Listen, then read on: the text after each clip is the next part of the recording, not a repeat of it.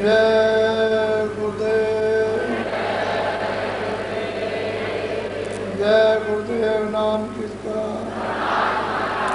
जय गुरुदेव नाम किसका, जय गुरुदेव नाम किसका।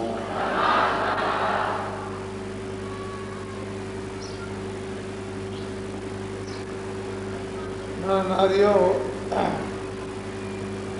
बच्चों और बच्चियों, आज है 25 जुलाई 1990। थोड़ा थोड़ा इन दिनों में सत्संग सुनने को मिला, लेकिन ये थोड़ा ही है,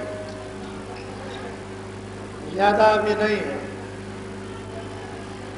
क्योंकि ज़्यादा गहरा सत्संग आप हजम भी नहीं कर सकते हो। थोड़ा थोड़ा समझदारी और होशियारी से बुद्धि को सब लोग अपने अपने सही काम में लो, और मन इसको संसार की तरफ उन भोगों और परेशानियों की ओर से इसको मोड़कर थोड़ा सा सत्संग में इसको लगाओ, तो ये मुलायम हो जाएगा, अपना सख्त रुख ये बदल देगा, कोमलता आएगी, तो ये धीरे धीरे परमार्थ पकड़ने के लायक बनेगा। विचार से संसार को देखो, अपने को देखो, क्या हो रहा है उससे सोचो, और क्या होगा उसका अनुमान बुद्धि से लगाओ। क्या हमारे पल्ले पड़ेगा और अभी तक क्या पड़ा, ये सब जब आप विचार करते रहोगे तो धीरे धीरे धीरे धीरे परमार्थ की जगह पर पहुंच जाओगे। और परमार्थ के जो वचन है, जो कलाम, वो तो उस जीवात्मा के लिए ये उसी की चीज़ है और उसी को वो शब्द मिलना चाहिए, लेकिन तुम जगह पर नहीं पहुंचोगे, जगह नहीं बनाओगे, बैठना नहीं आएगा, सुनना नहीं आएगा, कोई महात्मा दे देंगे तो रखा नहीं जाएगा, तो आपके लिए समय निकल गया। तो ऐसा मत करो, अच्छी तरह से समझो। जो सुबह समझाया जा रहा था कि ये सारा खेल उस मालिक ने, उस परमपिता परमात्मा प्रभु ने ये बनाया जो सबसे अलग है, जो न यहाँ कभी आएगा न कभी आया, पहले भी नहीं आया, अभी और भविष्य में भी नहीं आएगा। वो अपने ही देश में रहते हैं। उनकी भेजी हुई जो भी जीवात्मा आएगी, आदेश लेकर के आपको ले जाने के लिए, और वो यहाँ आते हैं, यहाँ के नियम को तोड़ते नहीं हैं। जो सही नियम है उस नियम पर चलाते हैं, और जो उसके विपरीत नियम बना हुआ है उससे हटाते हैं। जब सही नियम का आप पालन करने लगोगे इसके लोक में, तो फिर वो प्यार कर लेंगे और तुम भी उनसे प्यार कर लोगे, तो धीरे धीरे इस बला से निकाल लो। ये बला है और बड़ी जटिल बला, इसके लिए दूसरा कोई दवा दारू उपाय नहीं, वो महात्मा ही इसके उपाय, वही इस बला से निकालना जानते और कोई नहीं जानता। तो अब आपको मालूम होगा कि वो दयालु पुरुष है, वो रहमान है, वो कसाई का काम न कभी करता न कभी किया, वो दयालुओं का भी दयालु है। उसको एक अन्य नामा, कोई नाम नहीं, कोई उसका रूप नहीं जो यहाँ आपको बताया जाए। वो नाम का भी है लेकिन बेनाम, उसका कोई नाम नहीं।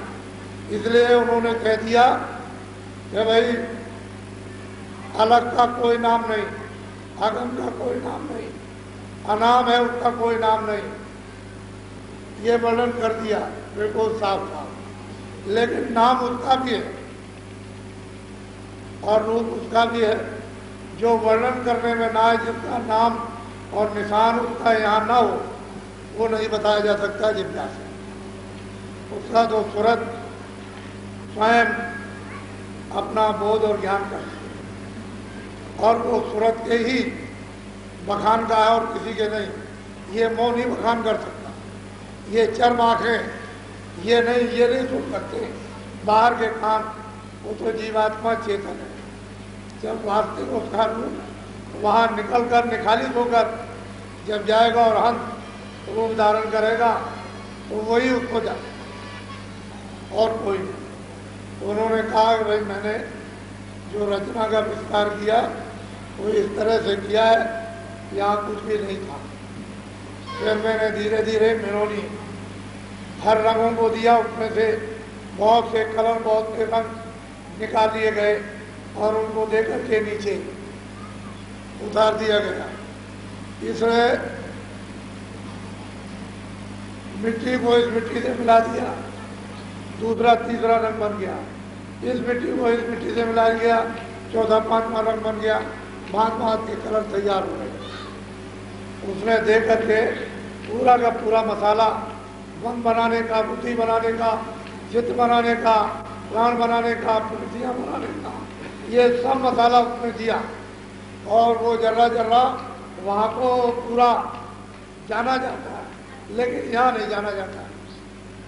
ये बुद्धि किन मसालों से बना, चित्त किन मसालों से बना, और फिर यह है कि प्राण किन मसालों से बने, मन किन मसालों से बना, यहाँ नहीं लेकिन वहाँ मालूम कौन कौन मसाला इस पर दे दिया गया।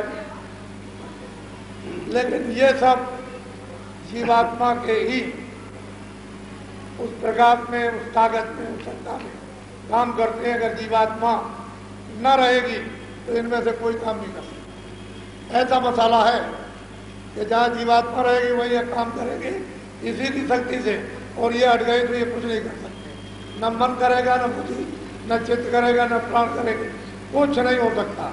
इसी के साथ लगा करके मसाला दिया है कि इसी की रोशनी से वो इस तरह से मसाला ऐसे हिलेगा, ये मसाला ऐसे हिलेगा, ये काम करेगा, ये काम करेगा ये, और जब ये नहीं रहेगी फिर में से कोई काम करने वाला नहीं, तो ये वहाँ मालूम होता है। और इन सब मसालों का भंडार है। तो मालिक ने अपने से अलग होकर के रचना का सचमुच ने जो विस्तार कर दिया इधर में, वो हमारे सब के लिए अब फंसाने का स्थान बन गया। ठीक है, उसने फंसा भी लिया। 4 खाने 84 लक्ष्योनियाँ अर्थात नरक बनाए, तो जीव बेचारे क्या करें। आजादी पाकर कोई बताने वाला नहीं मिला तो ये फंस गए और चले गए घूमने। अब आप कृपा चाहिए और उनको कोई पहचान नहीं सकता। आप निरंजन हुए नियारे, भार सृष्टि सब इन पर। अब वो सब कुछ कहते हैं कि भाई वो तो मेरी तो सूरत है, वो भी तो मेरा ही रूप है, मैंने उसको अलग कर दिया, लेकिन मैं वहां भी बैठा हूं, मेरा रूप वहां भी है।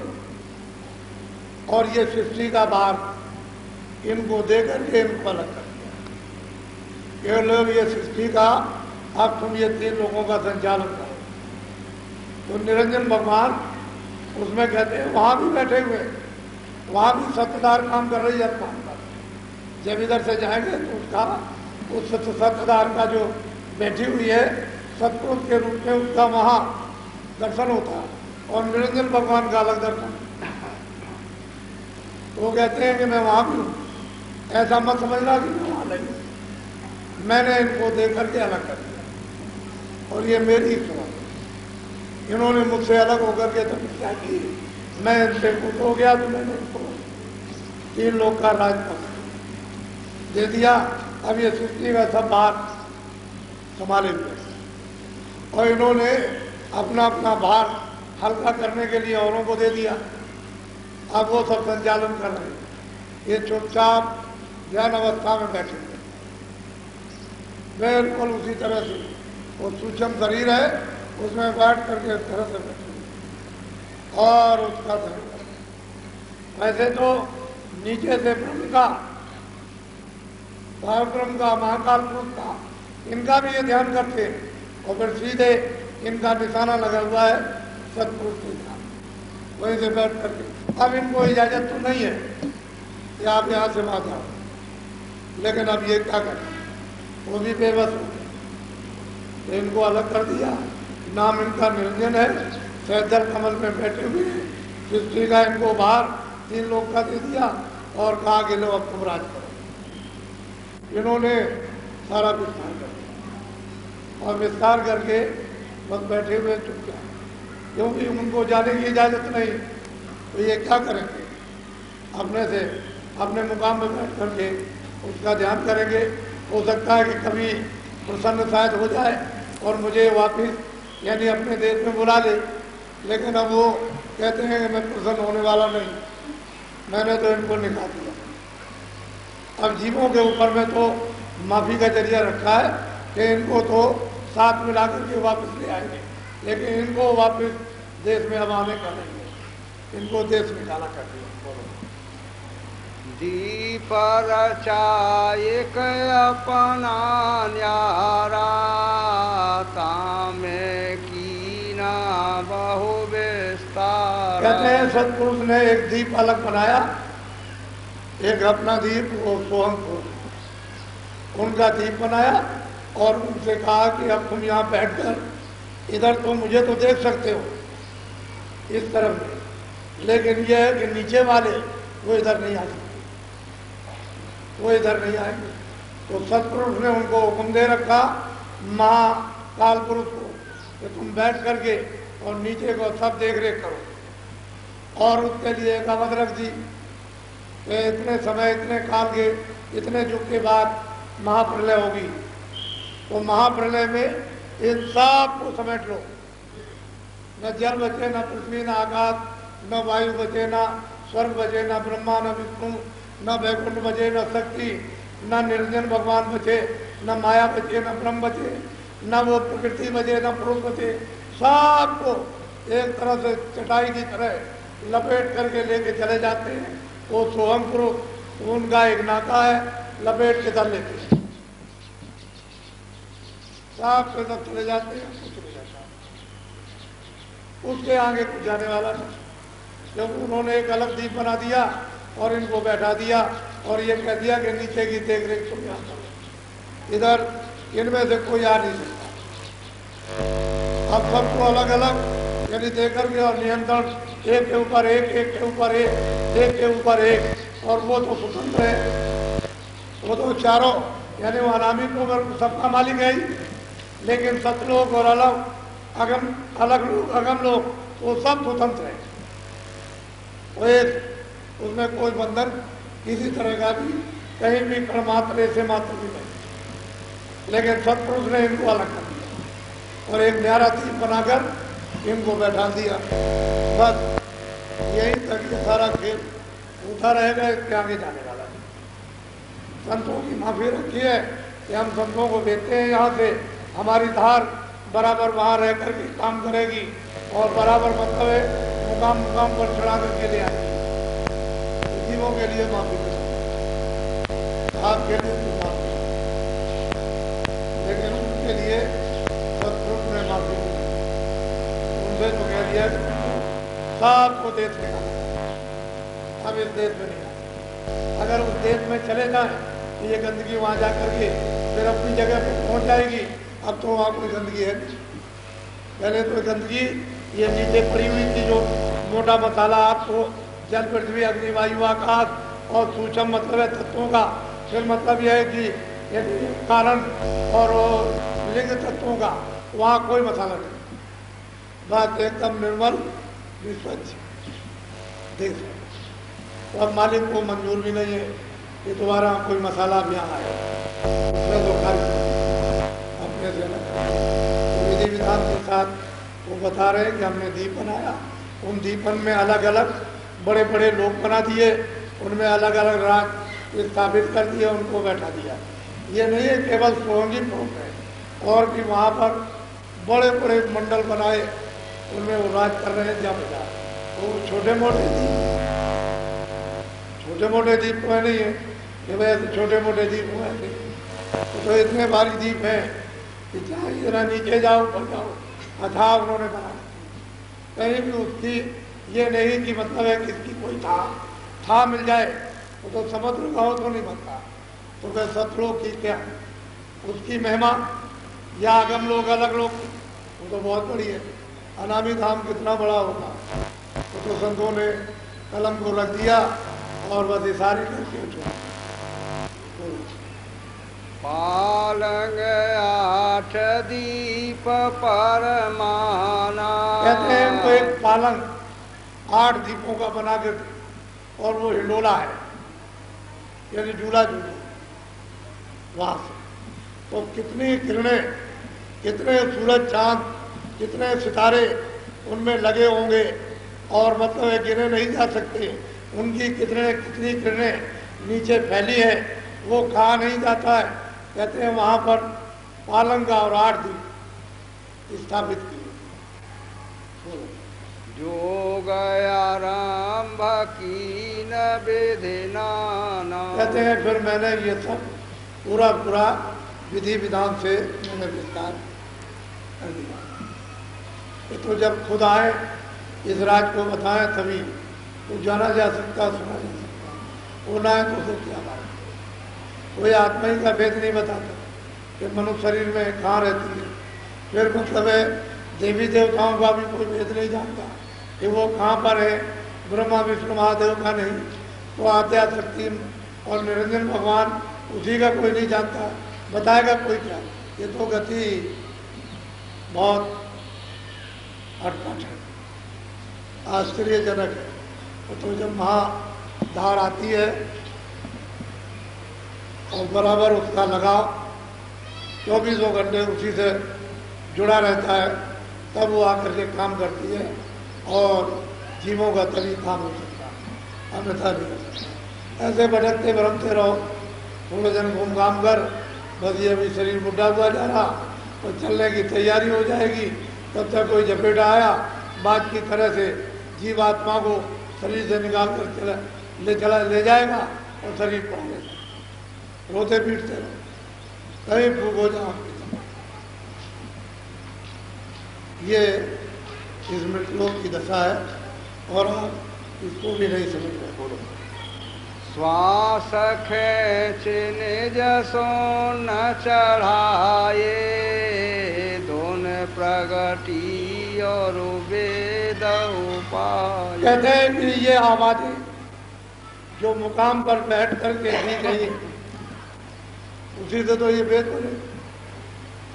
ये तपस्या कराई, समाधि लगाओ, तो समाधि जब लगी और चित्त, मन, बुद्धि और आत्मा जब एकाग्र हुई तो आवाज आने लगी, कान खुले, उन्होंने कहा लिखो, तो दर्शन तो हुआ नहीं, लेकिन आवाज सुनाई देती रही।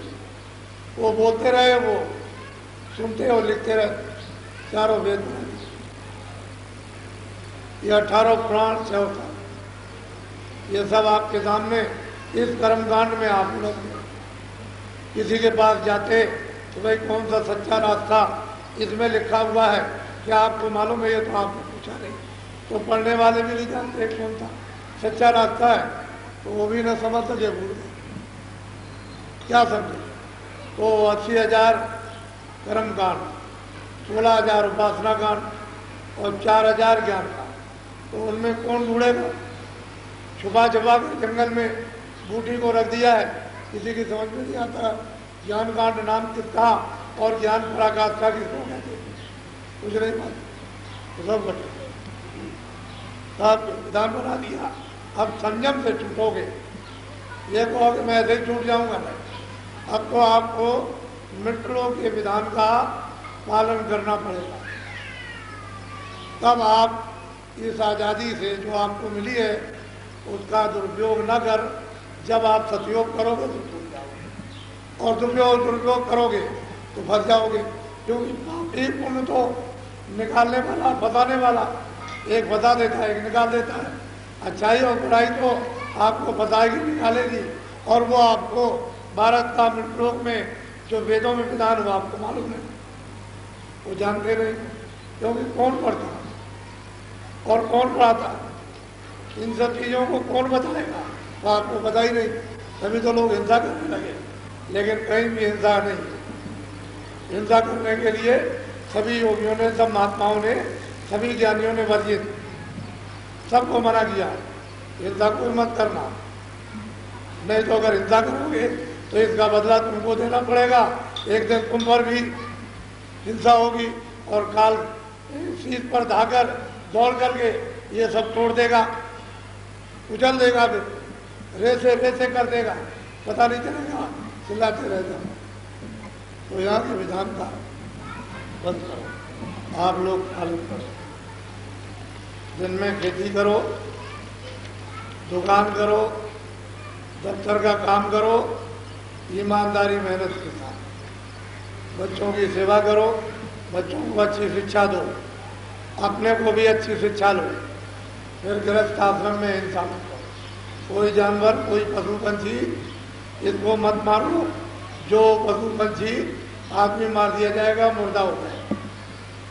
कभी भी इस वासना को लेकर हिंसा मत करो कि मैं मुर्दा सेवन करूंगा, ऐसा मत करो। और आए गए कर सकता, उसका भी करो, संयम से रहो, कोई मना नहीं करता है, लेकिन संयम से चलोगे मानव कर्म करते हुए, तब तो आपको मानवता का भी फल मिल जाएगा, और कोई महात्मा मिल जाएंगे तो आपको अपना साथी बना देंगे और निकाल देंगे। और तोड़ फोड़ करोगे तो फिर वो सजा देगा, निरादर करेगा, अपमान करेगा, मरवा देगा, बेइज्जती करेगा, रोग फैला देगा, कोई और घटना करा देगा, धन हरण कर लेगा, निधि हरण कर लेगा, कुछ और कर लेगा, बच्चे मरवा देगा, बच्ची मरवा देगा, स्त्री मरवा देगा, कभी पुरुष मर जाएगा। कर्म का तो फल चुका है। ये कर्म विधान है, एक नियम है, एक कर्म विधान की व्यवस्था है, उसके अनुकूल चलो। अब जो आप पैदा फैलाते क्यों घर और परिवार बर्बाद करते व्यवस्था से, और जितने समय रहो मानसिक कम से कम क्षण के ही आनंद रहे, तो आप ऐसा काम करो। और जब आप ऐसा काम नहीं करोगे तो आप मतलब ये है कि क्षणों क्षणों में दुर्गत में बच जाओगे, रोगे, चिल्लाओगे, कौन निकालेगा। ये सोचो, अच्छी तरह से विचार करो। तो एक बात आपको समझा दे, हमारे पास कोई भी आदमी रहना होशियारी से रहना,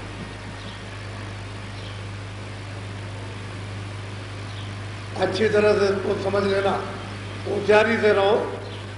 किसी के पैसे से, किसी दगाबाजी से, किसी बेईमानी से या बुरे शब्दों से हमारे पास रह करके व्यवहार मत करो, होशियारी से रहो।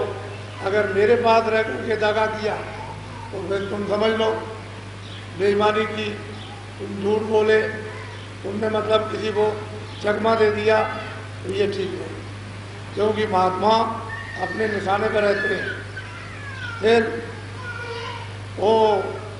फिर किसी को क्षमा नहीं करते। क्षमा जो स्थान है क्षमा करना, उसमें तो खूब करेंगे, यानी पापों को धोएंगे, लेकिन अगर तुम जानबूझ करके गलती करोगे, जानबूझ करके अपराध करोगे, तो फिर माफ़ी नहीं होगी। अनजान में माफ़ी अपने अपने बुरे काम की मांगो तो क्षमा हो जाएगी, लेकिन यात्रा करो तो ठीक है, और उस पर भी फिर करोगे तो फिर मुश्किल हो जाएगा। फिर ये सब होशियारी से रहो, जो बताया गया अपना साधन, भजन, संयम, नियम, काम, ये वो, सेवा, सत्कार, ये अपने आपको कोई ऐसी बात बताई जाए उस बात को मत करो, लेकिन जो सब आपके लिए अच्छी बातें हैं उस बात को करो। तुम वहाँ को अखाड़ेबाजी करते हो, अखाड़ेबाजी मत करो, क्योंकि अगले को कोई धोखा देगा, तकलीफ होगी, तो किसका नाम बदनाम होगा, कह के नहीं महात्मा जी के पास रहते थे, उनके पास रहते थे और मतलब ये इन्होंने ऐसा किया तो ऐसा महात्मा जी ने किया या ऐसा महात्मा जी ने कराया या साधु जी ने कराया, तो फिर ये संगत की और महात्मा जी की बहुत पहचान इससे हो जाए। उनको ये आदेश दिया जाता है कि संगत से जरा थोड़ा अलग थलग रह करके भगवान का तन में होकर के भजन करो, विक्षिप्त ना हो जाए। अगर मन विक्षिप्त हो गया तो संगत के शब्द छूट जाएंगे, तो संग के सब छूट जाएंगे, फिर आप बुरे रास्ते पर। तो वचन को पकड़े रहोगे, याद करते रहोगे, तब तो लगे रहोगे। और जरा सा भी आपने वचन छोड़ा तो फट से आपको अपमान आया और धड़ाक से जमीन पर गिरे। वो कहते हैं चकनाचूर, फिर गिर गए तो बस समझ तो बहुत तो हमारे पास होशियारी से सतर्कता से रहो। और जब आपको इतनी ऊंची बड़ी चीज मिल रही है तो हम तो वैसे भी बोले वाले, हम आपके साथ कर्तव्य करते हैं, प्रेम ही करते रहते हैं, अच्छी सी चीज देते रहते हैं, धक्के खाते रहते हैं। आप हर तरह से धक्के देते हो तो हम खाते ही रहते हैं आपके बीच में। हम सोचते हैं कि चलो किसी तरह भला हो जाए, कैसे ठगो, उनको खुद ही ठग गए और ठगने ठग को ठग लिया। तो महात्माओं को तो कोई ठग नहीं सकता, ना उसको कोई कर नहीं सकता। तो ये जो संगत का इतना बड़ा जो विस्तार है, ये सब आप लोगों ने तन से, मन से, धन से, वचन से, शरीर के अंगों से आप लोगों ने की है सेवा। उसका फल आपको, मैं तो एक निमित्त था, आप ही तो इसका फल उठाओगे, मैं तो एक निमित्त था। अब मेरा ये देखना है कि आपकी सेवा उचित लग रही है कि नहीं लग रही। तन की हो, मन की हो, धन की हो, सामान की हो और आत्मा की हो, ये सेवा उचित है तुम्हारी लग रही। कोई छीना झपटी, कोई चोरी तुम्हारी दगेबाजी यानी तुम्हारी सेवा में तो नहीं कर रहा है, ये हमारा काम। क्योंकि तुमको तो मालूम नहीं, तुमने कहा कि नहीं लीजिए, हमने तो अर्पण कर दिया, अब वो हमारा काम है देखने भालने का और संभालने का। तो इसलिए ये संगत की सेवा का ये आपके सामने परिश्रम है, ये सेवा परिश्रम है और व्यर्थ में ये सेवा नहीं जानी चाहिए। इस सेवा का फल परमार्थ में आत्माओं को मिलना चाहिए। उन्हें ये हमेशा बराबर ख्याल रखो। मेरे पास तो कोई है माल, मैंने कभी मारी बीड़ी, तम्बाकू, सिगरेट, गांजा, चरस, बांग ये तो मैंने कभी खाया। मुझे तो जो आप कपड़ा सबके सामने दे देते हो, कपड़े पहले लंगोटी ले आते हो, चल ये तो आप देते हो, मेरे पास पर्याप्त मात्रा में आप दे देते हो, मैं बांट नहीं देता। कभी इसको दिया, उसको दिया, उसको दिया, जिसने कहा मेरे पास तो मैं बांटता रहता हूँ और मैं तो दे देता हूँ। अब रह गया ये कि आप जो सेवा करते हो हर तरह की, अन्न की या मतलब है धन की या एक पैसे दो पैसे की, तुमने देखा होगा बच्चे ये बैठे रहते हैं लाइन में, स्वामी जी ले लीजिए एक आज उनके जितना प्यार से सब तो उच्चारण कर रहे कि ले लीजिए, तो एक ही पैसा लेना, चाहे वो चले या ना चले। बहुत से ऐसे पैसे हैं बच्चे देते हैं, लेकिन बाजार में बंद हो गए, सरकार ने उसको बंद कर दिया, लेकिन मुझे स्वीकार करना पड़ता है, मैं लेता हूँ।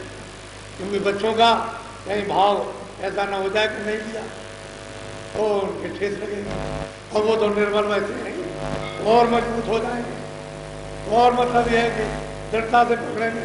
तो आप ये सब चीज़ें छोटी छोटी अच्छी तरह से देखो, विचार करो। न मुझे तुम्हारे हजार की जरूरत, ना ख्वाहिश, न चिंता, न भूख लगी, और न तुम्हारे एक पैसे की। और तुम हजार की दोगे, एक पैसा दोगे, उसको स्वीकार करके तुम्हारे काम में ला मेरे लिए। मैं तो किराए के मकान में अब भी रह रहा हूँ, जब यहाँ नहीं था तब भी रहता था। कहीं ना कहीं दिन गुजारता था और अब मतलब है चला जाता हूँ, तब भी तो नहीं जाता हूँ, आ जाता हूँ जब भी जाता हूँ। लेकिन ये है कि सेवाओं का सारा फल जो है आत्माओं को प्राप्त होता है। भक्ति, ज्ञान और कल्याण, मुक्ति और मुक्ति, ये दिए जाए। अगर सेवा न ली जाए तो फिर ये बहुत दूर हो जाए। तो इनको अपनापन सेवाओं से होता है। हमने संगीत सेवा की, हमने टोकरी डाली, हमने मिट्टी डाली, हमने ये डाला, हमने वो डाल दिया, हमने ये सेवा की, हमने फटुआ चलाया, हमने झाड़ू लगाई, हमने खंभे गाड़े, तो ये सब सेवाओं का यथा उचित है भक्ति का वो दिया जाता है। आत्म इधे होशियार हो, किसी के धन को दुरुपयोग मत करो। और मेरे नाम से कोई आदमी मांगे नहीं कि स्वामी जी ने ऐसा कहा कि मुझे आप दे दीजिए, ऐसा कोई भी आदमी संगत नहीं, मेरे नाम से मत मांगे। और जब मैं कहूँगा कि भाई इस सेवा के लिए तुम लोग सेवा करो तो अगर आप मेरे नाम से दोगे तो मुझसे पूछ लो, मैं तो मिलता नहीं, तुमको क्या शर्म है? अरे भाई मैं सबसे मिलता हूँ, छोटे से बड़े से, इससे उससे, तुम हर बात अच्छी बुली भरी सब पूछ सकते हो, उसके लिए तुमको डर किस बात का? भाई डर किस चीज़ का? जब मैं पहले भी कह चुका हूँ कि कोई धोखा दे, बेईमानी करे तो मुझसे पूछो, तुम्हारा भी संशय दूर हो जाएगा, भ्रम भी दूर हो जाएगा और मतलब सही दिशा मिल जाएगी, तुमको दुख नहीं होगा। नहीं धोखा दे जाएगा तुम हमेशा रहो। इस संगत में धोखा हो गया और गुरु महाराज ने संभाल ली थी, गलती करोगे तुम और मतलब ये है कि फिर तुम ही गिर जाओगे, अपराध लगाओगे, तो ऐसा काम। हाँ, अगर कोई अपनी जिम्मेदारी पर मांगता है कि मुझे घर में या किसी काम के लिए चाहिए, आप लो, कौन मना करता है? दीजिए, मेरे नाम से मत लो, मुझे कलंकित मत करो, आप अपना दो, अपना लो, कि भाई मैं लेता हूँ, मैं तुमको दूंगा, इसकी जिम्मेदारी मेरी तुम्हारी और महाराज जी की जिम्मेदारी नहीं है, तो ठीक है लीजिए दीजिए, मैं क्या मना करता हूँ। लेकिन जब मेरे नाम से मांगोगे और किसी को तकलीफ होगी अच्छी बात, तो मैं इशारा ही करता हूँ, इशारे में सब कुछ आपको समझ में जाए। और ऐसे लोग को आदेश देता हूँ कि वो लोग भजन करें ज़्यादा से ज़्यादा, अच्छा है। शायद भजन करने में फिर माफ़ी हो जाए, वो ये तो नहीं है कि कोई मैं श्राप दे रहा हूँ, अरे भाई भजन करने के लिए तो कह रहा हूँ, और मतलब ये भजन से पर्दा अगर कट जाए, हट जाए तो अच्छी बात है। तो उस भजन करने में जब भजन करोगे तो सहयोग मिलेगा, नहीं भजन करोगे संसारियों से भी ज़्यादा नीचे चले गए और फिर माफ़ी नहीं होगी, और ऐसी जगह डालकर वहाँ फेरे जाओगे कि वहाँ चिल्लाओगे, कोई बचाने वाला नहीं। ऐसा काम आओ जावे तो चाहिए। मेरे सब है, जब मैं आपको तो अपना मानता हूँ, आप मुझे कहते हो मेरे, तो मैं कोई काम करता हूँ कि आप मेरे दिल में आप। अरे मैं स्त्री और पति यही तो कहता है कि तुम मेरी हो, मैं तुम्हारा। महात्मा और क्या कहते हैं, भाई मैं तो तुम्हारा हूँ, तुम मेरे हो, मैं तुम्हारी सेवा करूँ, मैं तुमको देखूँ, तुम हमको देखो, सीधी बात, मोटी सी।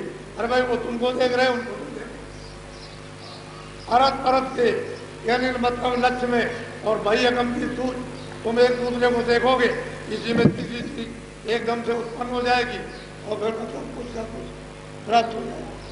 उसकी तरफ देखो, एक तुम्हारी तरफ काम। इन सत्संगों के वचनों को बहुत अच्छी समझ। आपने देखा होगा एक तिवारी जी मेरे साथ रहते हैं, तो मैंने उनको आदेश दे दिया कि तुम घर पर रह करके भजन करो। अब ये संगत में घूमना बंद, अब बैठ करके एक जगह भजन करो, तुम्हारा मस्तक विकृत हो गया और अब भजन करो तो अच्छा रहेगा। समझिए अपनी आत्मा का कल्याण करोगे अच्छा, और आपको कुछ करने की, मैं आपकी तरफ से मेरी तरफ से, मेरे साथ 10 आदमी रहेंगे, 20 आदमी रहेंगे, तो मेरा स्थान दो जानते नहीं। मैं तो आपका सेवक हूँ। जब मैं आपका सेवक हूँ और मैं सबसे छोटा हूँ, वो कहेंगे नहीं मैं सबसे बड़ा हूँ। मैं कहूँगा मैं गुरु नहीं, वो कहेंगे मैं गुरु। ये बताइए कि जमीन आसमान का कितना अंतर हो जाएगा उन साथियों में जो मेरे साथ रहेंगे। वो कहेंगे हम गुरु हैं, हम कहेंगे भाई हम गुरु है नहीं, हम तो चेले हैं, हम तो सेवक हैं। बहुत अंतर जमीन आसमान।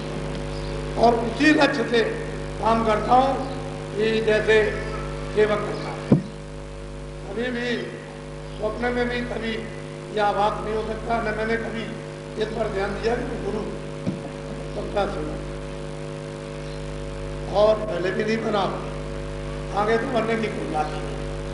तो आप कभी गुरु मत बनना, ये रगड़ देगा, ऐसा पटकेगा, स्थित हो जाओगे, वो जाएगा। गुरु मत बनना। जो गुरु बने चले गए सीधे, उनको कोई नहीं बचा सका। ये तो स्थान है